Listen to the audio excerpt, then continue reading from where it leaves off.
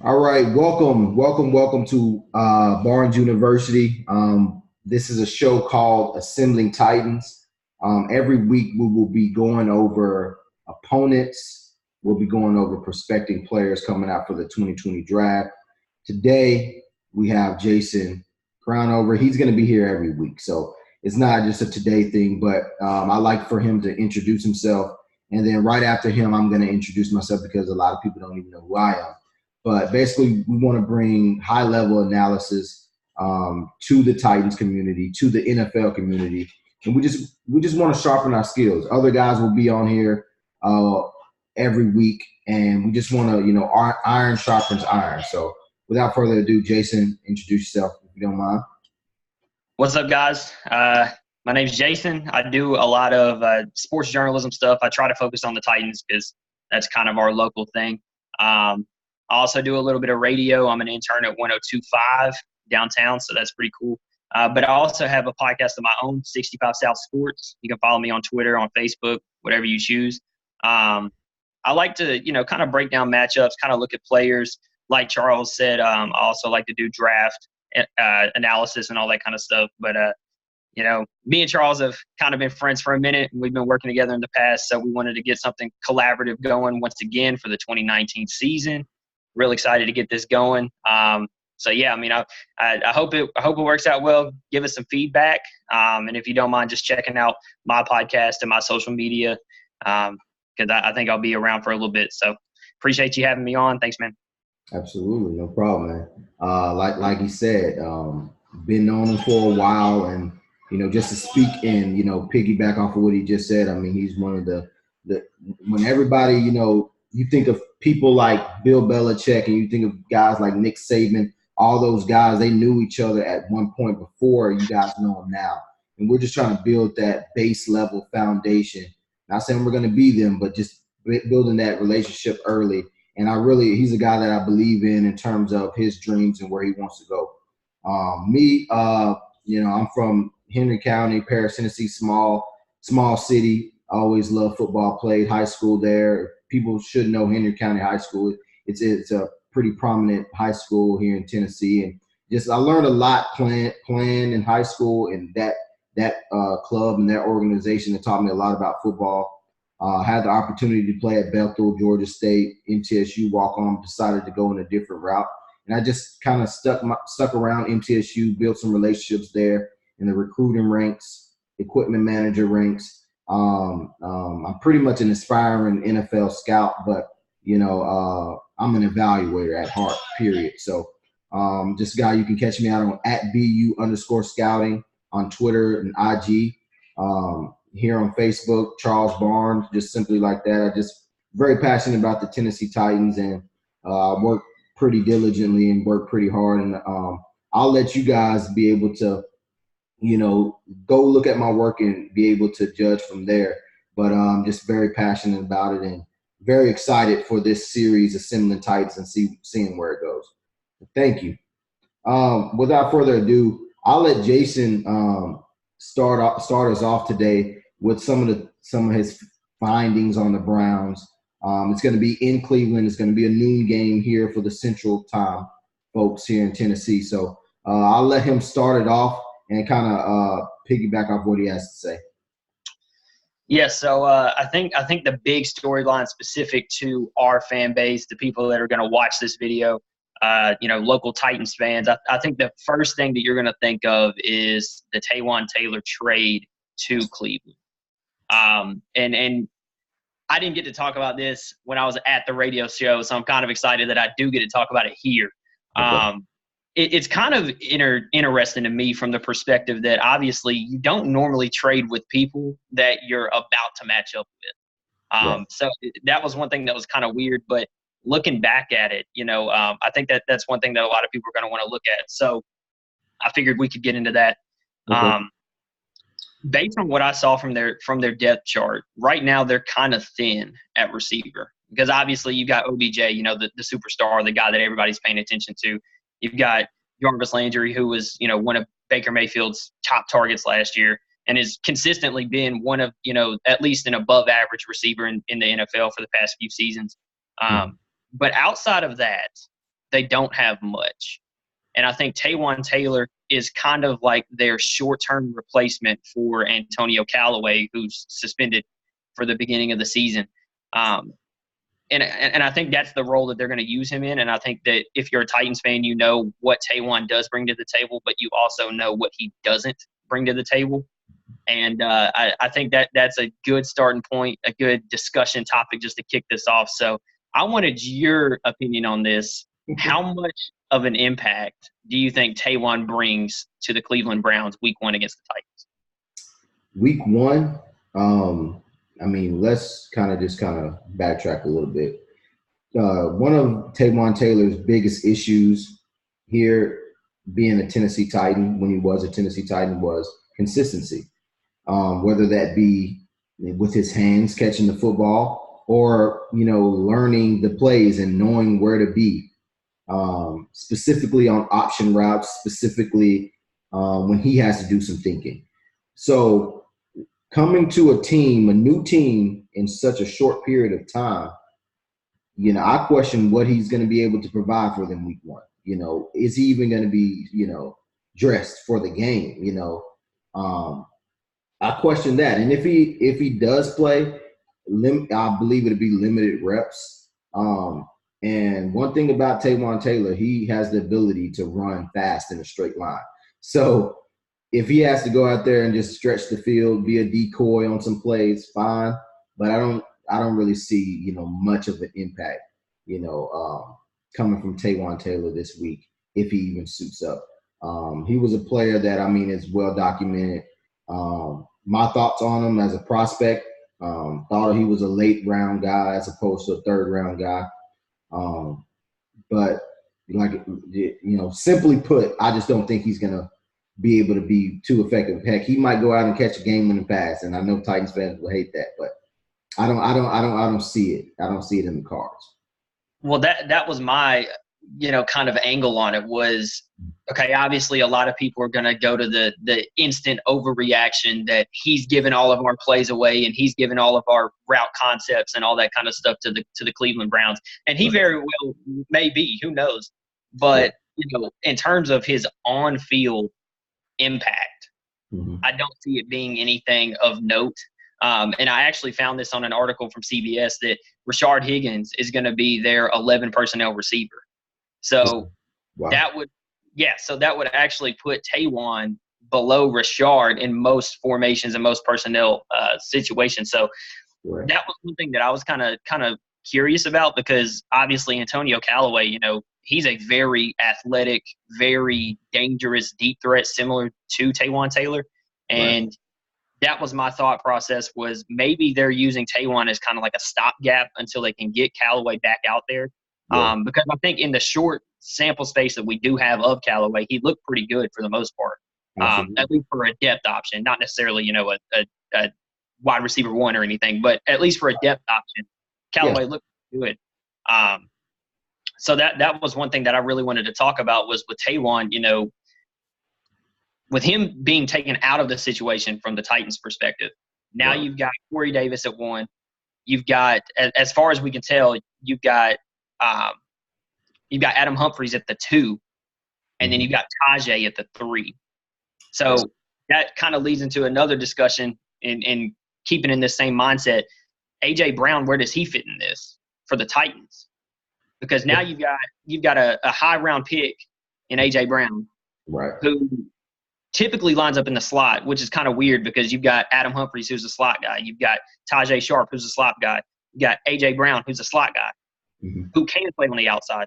Where exactly do we draw the line and say, all right, look, we gotta cut these snaps up a little bit, because somebody's got to play on the opposite side of Corey Davis. So who's going to do that, and how does that play into this matchup, seeing as the Browns have such a good secondary with guys like Greedy Williams, guys like their first round pick from last year. I'm blanking on his name. Denzel Ward. There you go. Yeah, my bad. Denzel Ward. Their defense is pretty stout, and I want to know exactly where we go with our receivers, seeing as we kind of have this new identity that we're a passing team. And I think Art Smith might want to let the cannons go a little bit early on. So What do you think about that?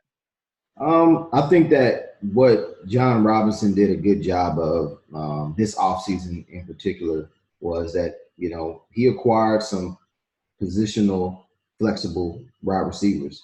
So, Adam Humphries, he has some experience playing on the outside. He has some experience, obviously, in the slot. That's what we know him for. A.J. Brown, the same thing. He can play on the slide. He can play on the outside. Tajay, he's predominantly, and he gets his bread and butter in the slot, finding those zones, finding those holes, showing great body language for Marcus Mariota and able to get those first downs. So Titans have some wide receivers that can play in several different spots now.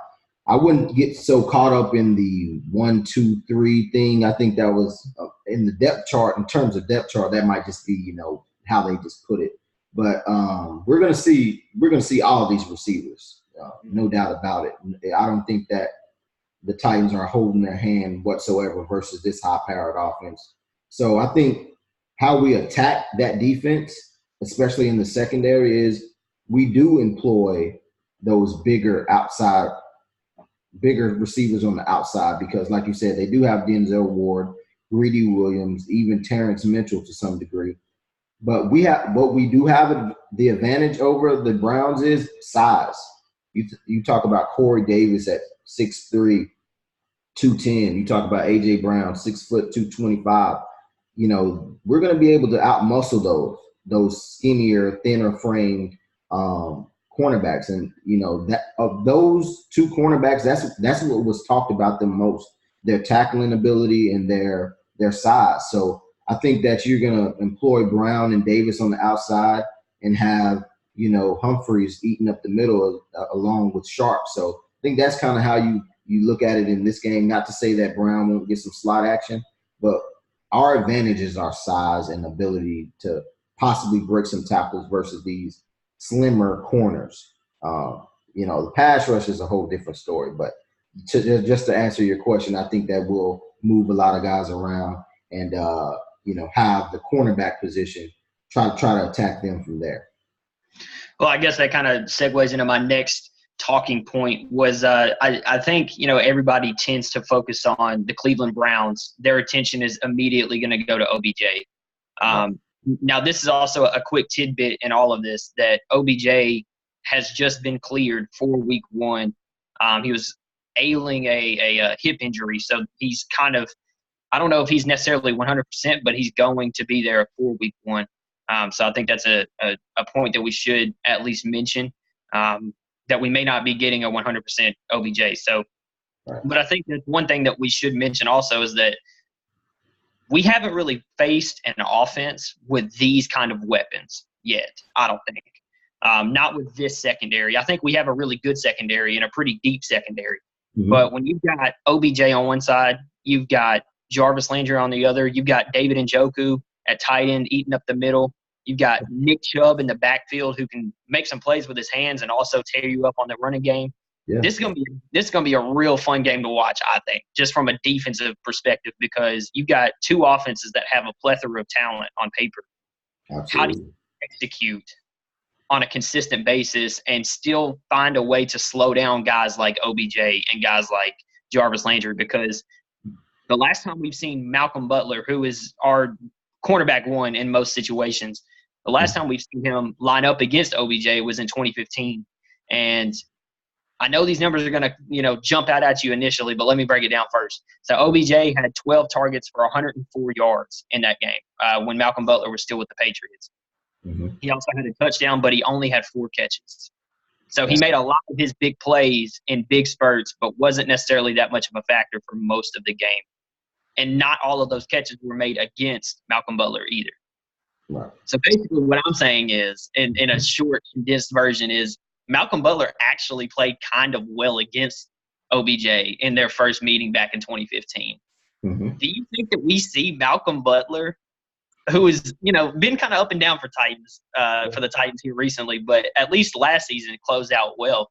Do you think we see Malcolm Butler lining up primarily against OBJ? Yeah, I think you're onto something there. I think when you look at the secondary, especially the cornerbacks, you look at who matches up well with who. And even just not even knowing those statistics, obviously those statistics give great foundation and background. But just looking at the types of cornerbacks you have, you look at Logan Ryan and you look at Malcolm Butler, you look at Adoree Jackson, you look at body type and temperament. Malcolm Butler, more feisty, gets his hands on people. He's not going to back down from anybody. Logan Ryan, more cerebral, not as athletic as maybe an Adoree Jackson. Where, talking about Adoree Jackson, he is athletic, but not technically refined. So you don't want Adoree Jackson really versus Odell Beckham Jr. because he's a technical receiver. So when you look at the types of cornerbacks that you have, you want Malcolm versus OBJ. Mm-hmm. You want Logan on Jarvis Landry, and you want Adoree Jackson on Rashard Higgins because they're both athletic freaks to some degree. So it's going to be a showdown. And if there's one thing that I learned my first year watching Dean Pease defense is he always does better than what you expect. Mm-hmm. His ability to disguise coverages is really probably the best in the league at doing it, to be completely honest. His game plans going into certain offenses is superb. So I think you will see a mixture of Malcolm Butler on OBJ. You might even see Logan sometimes, but I think the best way to probably stop OBJ is probably some bracketing.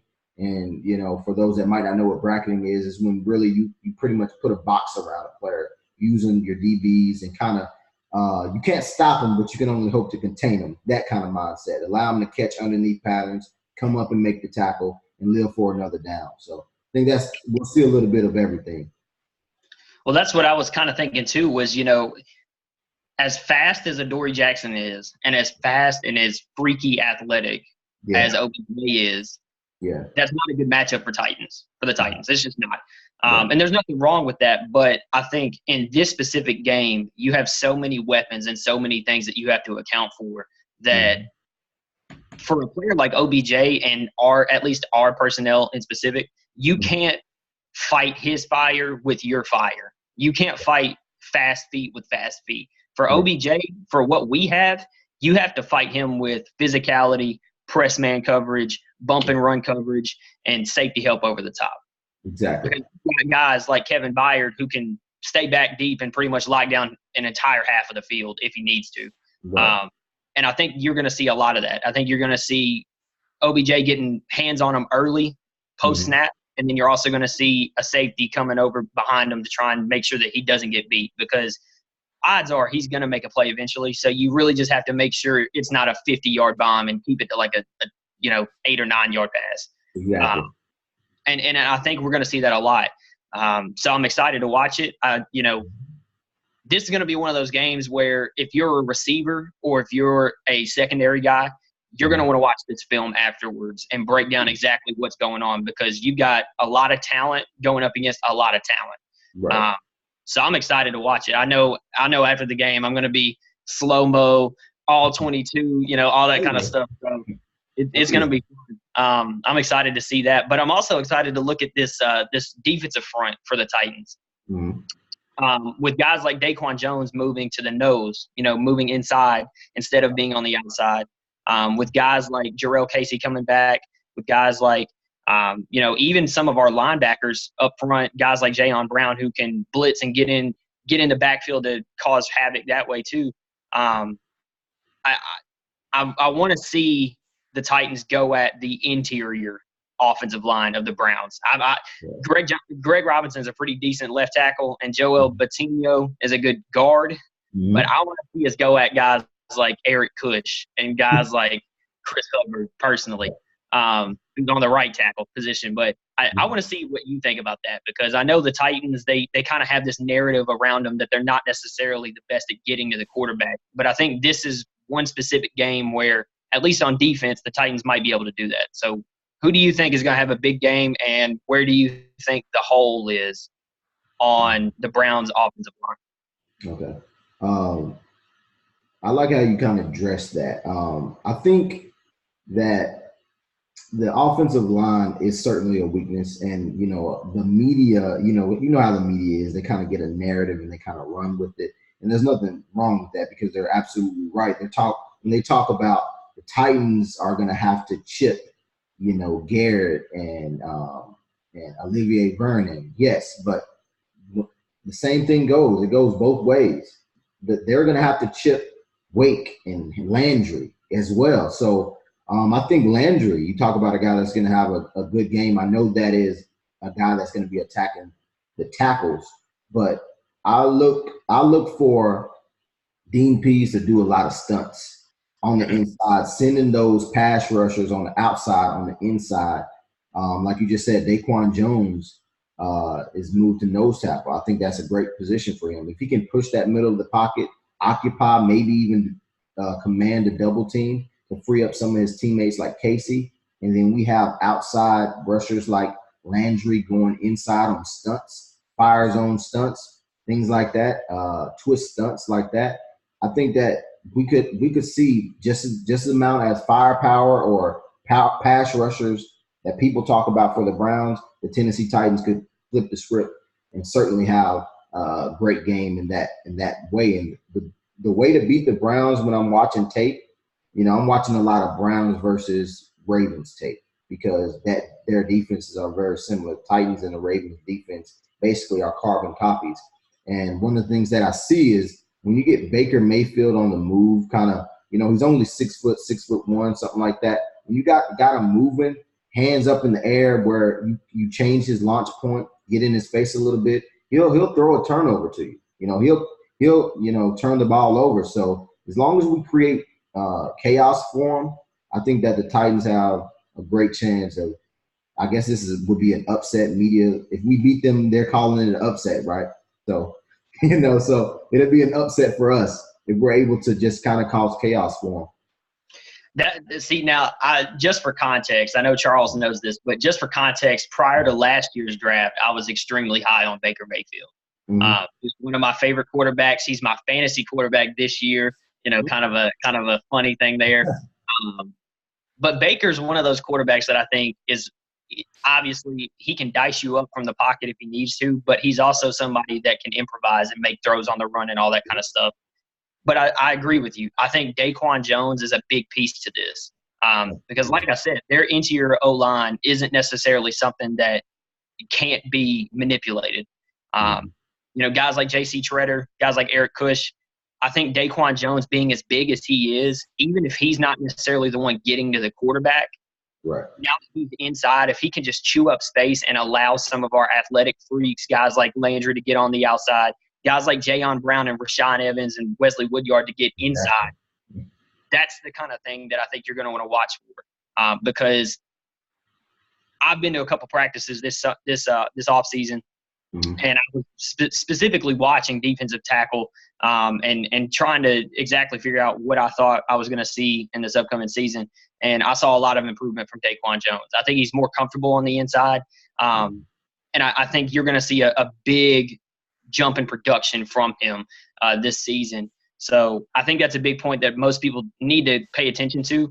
Obviously, I think guys like Landry, he's going to have a good season this year. He's really, really dominant in terms of being able to use his bend and his speed and his length and all that kind of stuff.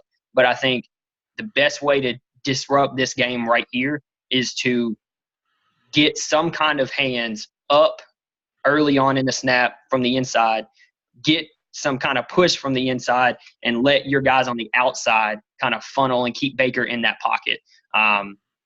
It's going to be a really good game. I'm excited to watch it. And I think, like I said, Daquan Jones is going to be a big piece of this, and I think that he's going to make a big impact. Now, flipping it to the other side, the defensive line of the Cleveland Browns is a strength. I think that's fair to say at this point, right?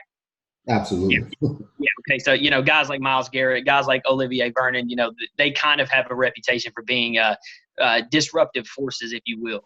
And that also plays into our offensive line and our left tackle being out for the first 4. So yes, I think we're going to plug and play Dennis Kelly and hope that Mariota makes it out of Cleveland without any kind of major issues. How do you think that's going to play out? Because their defensive line is stacked. They've got Olivier Vernon, they've got Myles Garrett, they've got a couple different guys, but I think one position that we need to attack on offense is oddly enough defensive tackle. Guys like Larry Ogunjobi, not necessarily a bad player. He finished with 5.5 sacks last year, but I think that is their weakest point on their D line, and it's going to make us have a lot of attention on the outside. So how do you think that we deal with that, with Jack Conklin lining up against Olivier Vernon and Myles Garrett lining up against Dennis Kelly? Right. And, to answer that, I really think, for both teams, a lot of people, when they kind of single out, a player like Dennis Kelly or a part of the game like pass rush and passing the football, you forget about what offsets that. And I think both clubs, people don't think about the Cleveland Browns as a running team. They're a solid running team. We didn't get to talk about Nick Chubb much, but they can win in a lot of ways. So talking about the Titans, how do you offset that pass rush? You run the football. To me, you keep the game close. And I know that the energy, you want to see, Art Smith just come out and 3 wide, spread them out and, put 45 on the Browns. But right now, that might not be the way to go. Because the more receivers you have, the less people you have to help protect your quarterback. That's just how personnel groupings work. So if the Tennessee Titans, like you said, can run some inside zone, expose those defensive tackles, get those, send guys at Vernon, send guys at Garrett, run them to the dirt, have Derrick Henry ground and pound, keep the game close. Because if it gets out of hand, obviously you have to pass the football, more passing downs. Not saying they can't contain those rushers, but you want to kind of temper that with a great run game, control the clock, and you want to have tight formations. You don't want to have everybody spread out to really expose those tackles. I mean, Conklin was an all-pro his rookie year, and he's declined every year since. And, whether you have a chip or not, I'm telling you, I watched Olivier Vernon. He was one of the guys that I thought, the Titans should have inquired about trading because he got traded from the Giants to the Browns. He's very underrated. He is highly underrated. Great versus the run as well as the pass. But obviously, as a pass rusher, that's where you can affect the game most. You see the effect. So I think the Titans need to run, have tighter formations so that, you can have those, we can't call them crackback blocks anymore, but blocks that's going to funnel those guys in as opposed to beating the tackles on the outside. So I think it's going to be a clock control game, and that's what it needs to be completely honest. You're in a hostile environment. It's going to be loud on third down. You just really want to be able to beat. I always said this. I said this I kind of did a prep podcast just to kind of get my thoughts out, and I was like, whichever team is themselves the best. If you be you to the core, that's who's going to win this team. Win this game. Because if the Titans can run the football, they've always been known to do it. If they can be that team, if they can be that ugly team, I don't care if it's a 17-14 game, win the game. So I think running game and tight formation is what's going to offset this game, especially. Well, even to kind of piggyback off what you said, when you've got a disruptive defensive line like they do, I think you kind of have to find ways to. I mean, obviously, it's going to be hard to limit what they do for an entire course of a game. Right. But from an offensive play calling standpoint, going back to Art Smith, like you said, I don't think we see very many 4 wide, 5 wide at all. I don't think we see that. I think in this game, we're going to see a lot of inside zones. We're going to see a lot of just quick dink and dunk passes, which is fine with Mariota because that's what he does most of the time anyways. Right. But I think, one thing that Art Smith is going to do over the course of this game is quick 2-3 step drops, get the ball out. Nothing too deep down the field. I don't think we're going to see very many big time shots downfield. If we do, I think it's going to come off of play action because that's what Mariota does best. And obviously, if you can get the ball out early on a consistent basis, it's going to bring those defensive backs down and open up the shots downfield. But I don't think we see that very often. And I think we're also going to see a big workload for Derrick Henry. I know that might be something a lot of Titans fans don't want to hear, but in this specific matchup, I think the best thing we can do is give Derrick Henry his touches, because the last 5 games of last season where he had the most touches, I guess he had 5 games last season where he had over 100 yards, and we won every single one of those games. Right. So for that being said, I think this is that kind of game where you don't take too many risks. You just take exactly what the defense is going to give you. You pound the rock. You play the game that you've always played, and just try to live another day, honestly, because this is one of those games where you can try and force the ball downfield early on. You know, you've got this kind of media narrative around you that there's a quarterback battle and that, you know, you're not a good passing team or whatnot, and you can try and answer those questions if you want. But at the end of the day, you're trying to get a W. And I think you do that by playing the game that you normally do win with, which is giving Henry the ball and letting him do his thing. And just what you were just talking about, that's something that I mentioned in the little mini podcast that I did before this as well, is Marcus Mariota at his best is, you know, obviously he comes from that Oregon offense. We're year 5 still talking about the Oregon offense, but he's best, you know, quick twitch, making those decisions. And you look, I liken this game to kind of last year when Houston played in Tennessee, when we were talking about J.J. Watt and Clowney. And I think, Marcus was hurt, right, that game. We had Gabbert. So we had to – so it was a situation where everybody was kind of reeling, what are we going to do with these pass rushers? And we just had a quick game. We had a nice screen game going, you know, 3-step drops, get it out of your hand, and that – you know, that's really, you know, common knowledge when you think, okay, if I get the ball out my hand faster, they can't get me. You know, it's something that the Colts applied last year when their offensive line was struggling. It's something that the Patriots do well. So that makes sense as well. And just to talk schematics, when you look at that Browns defense, they're coming from Greg Williams, who's super aggressive, plays a lot of man, has over 42 different defensive packages, to Steve Wilkes coming from the Cardinals, who is predominantly a cover 3. He plays cover 3 predominantly, a 6-man zone, and he sends guys on blitz like maybe a slot guy. So he trusts his front 4 to get pressure. Then he might send one randomly, most likely from the slot or right up the middle. So with that being said, if you look at the past few times the Titans have played teams that run cover 2 or predominantly zone, you look at, you know, a couple years ago, the Seahawks, they're a cover 3 team. I was just about to say that. Yep. We were able to. It's those games that you don't think the Titans are going to do something, and then they do it. And then you look at we played cover 3 last year that we really did well. The Eagles. Eagles. So it's like Marcus Mariota is very good versus cover 3 zones team. So. Not to say that we're just going to be balling like we just said. You have to be yourself, but it bodes well for the Tennessee Titans in this particular game. That's what I was just about to mention, and you said both of them, so I'm kind of mad about it. But I was just about to say, you know, teams that are notorious for running zone, guys like Seattle with Pete Carroll and that defense. You know, the Legion of Boom of many years ago.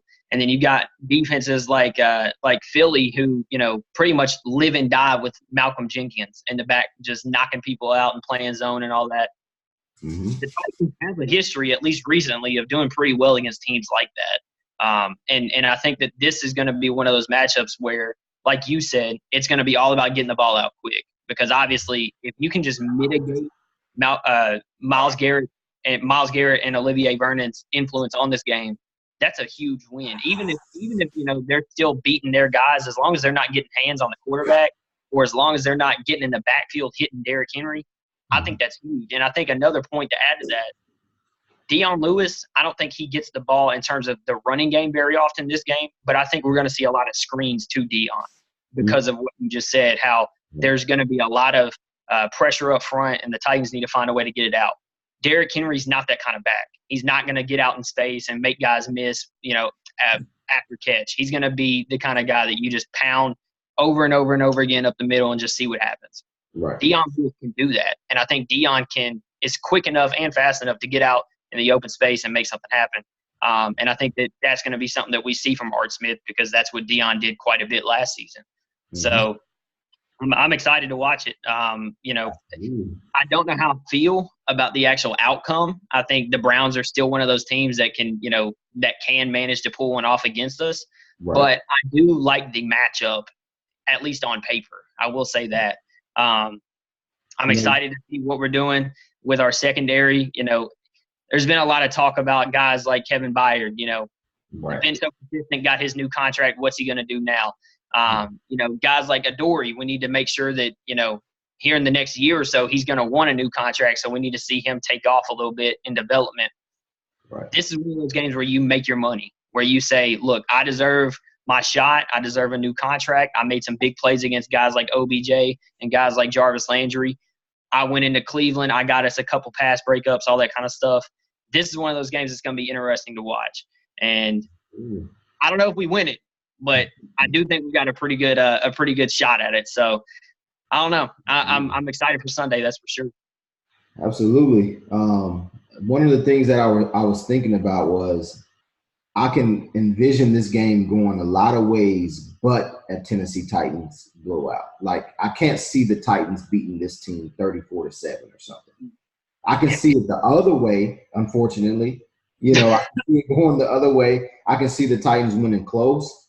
I can see the Cleveland Browns winning close. But I just can't see – and one of the reasons why is what it's going to take to win. Like, we have our best offensive linemen on suspension. Not to say one player makes that big of a difference, but it kind of does in this game.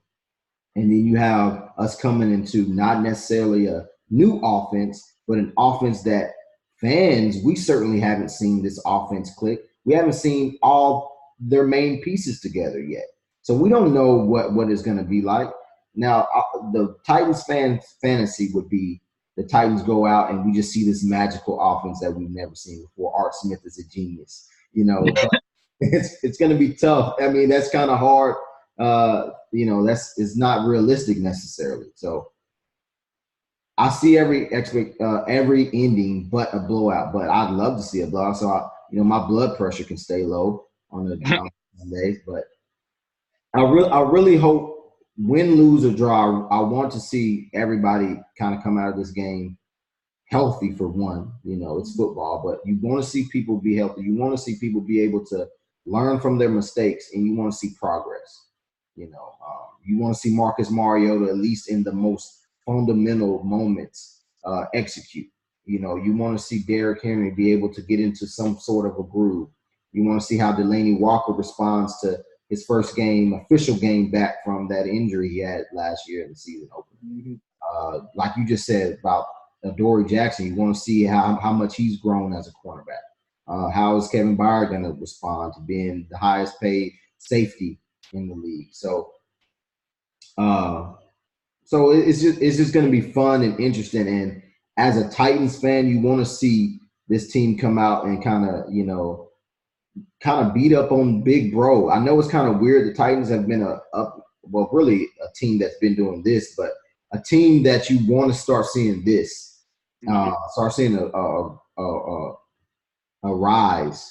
And the Cleveland Browns, they make a few moves, and all of a sudden, they're the Big Bro, and you just want to see them succeed. Yeah. I think like you kind of going off what you said. There's no way this is going to be a blowout unless Cleveland blows the Titans out. I agree with that. Yeah. I honestly think it's going to be one of those ugly Titans games that a lot of people just don't like watching. Right. The people that actually watch film and like analyzing and dissecting offenses and defenses and matchups and stuff like that are going to love it. I think this is one of those games where you see great offense versus a pretty solid defense on both sides of the ball. It's not just one team that's good on one side of the ball and then another that's only good on one. Like, these are two complete teams from a foundation standpoint. Both teams have talent on both sides. Exactly. So I think it's going to be fun. I'm excited.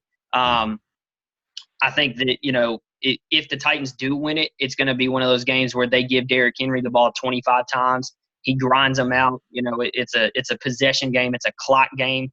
It's a field position game. But I think it's going to be fun, and I think this is a good benchmark game, I call it, for the Titans, because this is a team that they're going up against that is, at least on paper, one of the most complete rosters in the NFL. And this is one of those games where if they come out on top, if the Titans do, that shows you, all right, well, these guys can compete with some of the best teams in the league. But if they come up short, you still understand, all right, well, they're here, they can get here.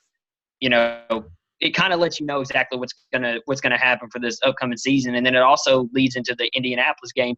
It changes the entire course of that game. If the Titans win this game, they head into Indianapolis with a lot of confidence, and they come home and maybe, you know, get a good start on their division. But if they lose this game, they head into Indianapolis, and who knows, with Jacoby Brissett being their quarterback, how that plays out. So I think this is a really important game for the Titans. I hope they come out on top. It's going to be a good matchup. At the end of the day, I'm loving it. I'm excited. Football is almost here, folks. And yeah, I mean, I can't wait. I'm pumped. Absolutely. You got a score?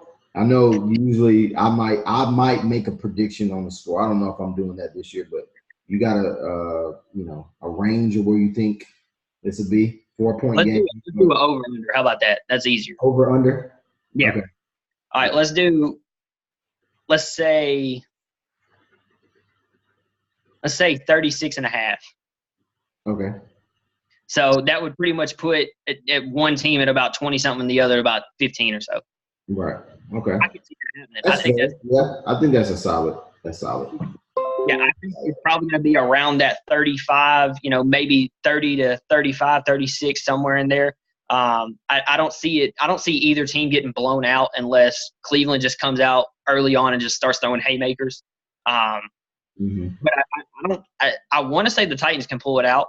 Yeah, I just think it kind of depends on what their mindset is going into the game. If they feed Derrick Henry 25, 30 times, I think they can probably win this game. But if they come out and they try to, you know, take some shots deep early and it doesn't really pan out, I think that can kind of hurt the confidence and the flow of the offense.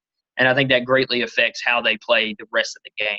So I don't know. I'm thinking I'm going to take the under. I'm going to take the under on that because I think it's going to be a lower scoring game than most people think it will be.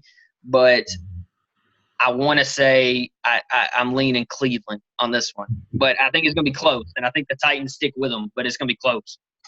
Okay. I think it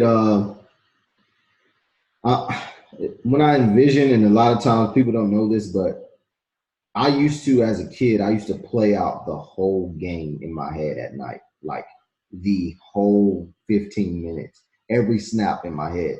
And I do somewhat of that now to like predict the scores or whatnot. And for whatever reason, 24-14 is coming in my head. Cleveland, and that's if they get going early. But if the Titans surprise me, with which Dean Pease is known to do, by shutting out this team, or at least showing like he knows what they're doing. He knows what Freddie Kitchens is about. If he shows me that earlier, if it's that type of game, I see the Titans, you know, winning 20-17, kind of like what you said, 2015, 2017 game. So it's really about the feel. To me, that first quarter, I know you can't win games in the first half, first quarter, but the way that you set the tone, whoever sets their tone, whoever understands that I have to be myself earliest, the people who don't play around, that's who's going to win the game. You try to be all fancy, reverses, whatever, trickeration, all that kind of stuff. I don't think, you know, unless you hit on it, you know, obviously, but you got to be yourself in this game. I'm telling you, you got to be yourself. So, you know, it could go either way. So I think we had a great discussion today. I think we hit a lot of important notes and key points about this matchup. We hope to bring weekly, you know, these breakdowns and analysis to you guys, as well as every now and again letting you guys know the collegiate people that's coming out for the draft next April, next May. So that's all I got to say for today. Jason, you got anything else to say? Not really. I just appreciate you having me on. I enjoyed our little discussion. I'm glad we're getting back to it, getting back to the grind a little bit. If you guys don't mind, like I said, follow my social media. I'm still trying to build that up a little bit at 65 South Sports on Twitter and on Facebook. I had fun. Thanks for having me.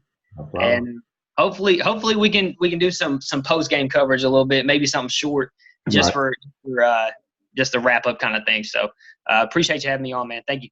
No problem. All right.